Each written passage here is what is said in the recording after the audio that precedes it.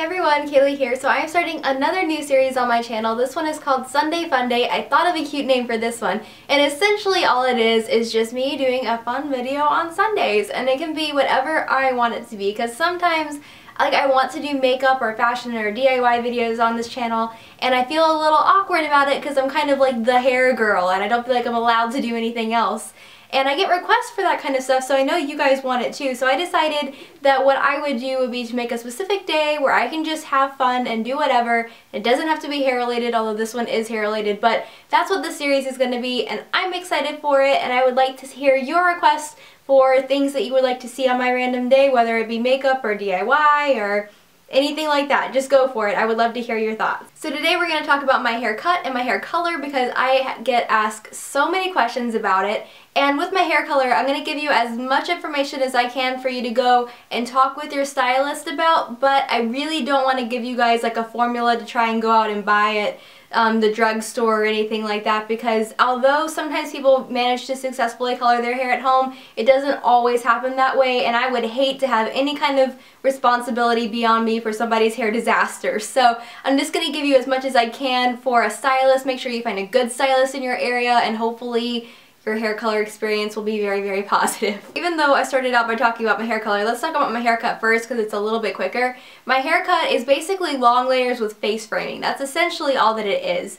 And I just kind of, whenever I get my haircut, I communicate what length I would like. Right now I actually want to get about 2 inches taken off, so I would normally have it right about here. What you get from that is really long layers. I think my shortest layers are right in here, and that's good if you want to be doing a lot of updos and braids like I do, because it's good to have layers just to be able to get some lift in your hair so that when you have curls you have some shape to your hair so it looks nice, or even when your hair is straight. It looks a little bit better when you have some shape to it rather than when it's all just one length. It gets very boxy. Or if you have a lot of hair and it's very thick or curly, it becomes a triangle, which is also not cute. So long layers are just a good universal thing just for creating a nice shape in the hair. And then I have face framing layers, which is essentially when you take the front of your hair and it makes it angle kind of like this, with the hair that comes from the ear forward. I'll try to find some pictures for you guys and put it in the description box. But basically, what the face framing layers do is they give you that openness in the front so that when you have your hair curled like this, it makes a nice shape. You've got your front layers kind of lifted around your face, kind of open, rather than having that weight on them, because if they're a little bit longer, they're going to be more weighed down. So that's why I like having the kind of face framing layers, just because that kind of opens the face up a little bit. I kind of think when you have your hair unlayered around your face, it becomes kind of like a curtain that closes you off. So I like to layer on my clients because it opens it up, and that's why I have the face framing layers.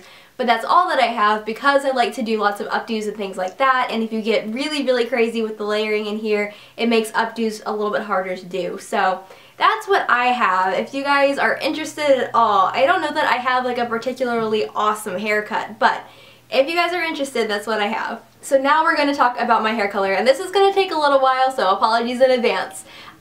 First of all, before anything else, if you want this hair color, find a stylist that you think is really, really good, that you really, really trust, and then I would screen cap whatever video that you like my hair best in. Because every single video my hair color looks slightly different, and those differences will determine kind of the outcome of your hair color. So make sure that you're really picky with it, that you find one that you really like, and if there's anything that you dislike about whatever you've screen capped, make sure to communicate that to the stylist that's doing your hair so that you don't accidentally get something that you don't want, because that could be awkward. A little bit of information that will probably help your stylist out. I'm a natural level 5 and my base color is a level 6.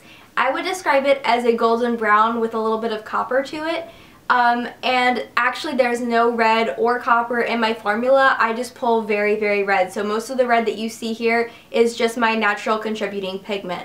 And I think that's why it looks as natural as it does.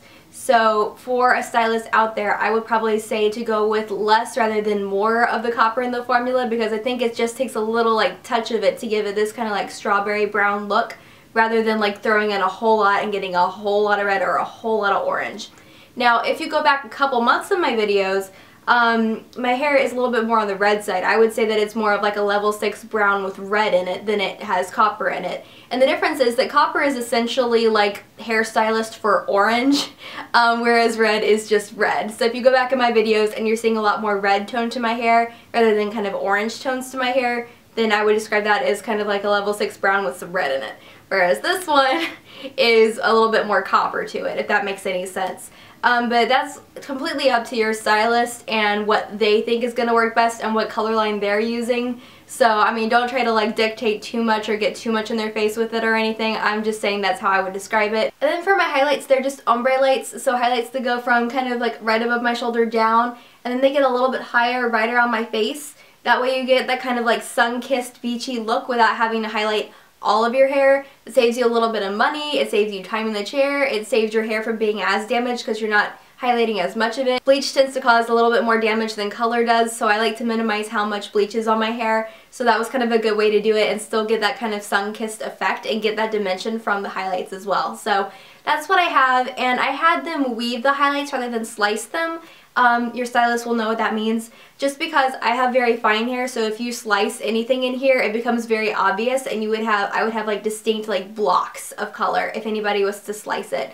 So instead I had them just weave it like you would do for a normal highlight, and that worked a lot better. It's a little bit more messy, a little bit more time consuming, but I think at the end of the day it's worth it. So if you have finer hair, I would at least mention that to them. But that's about it. I hope this has been helpful for you guys, and I'm very excited about this new series. Leave me any requests you have down below. I would love to hear them, and I will see you guys in my next video. Mwah! Bye!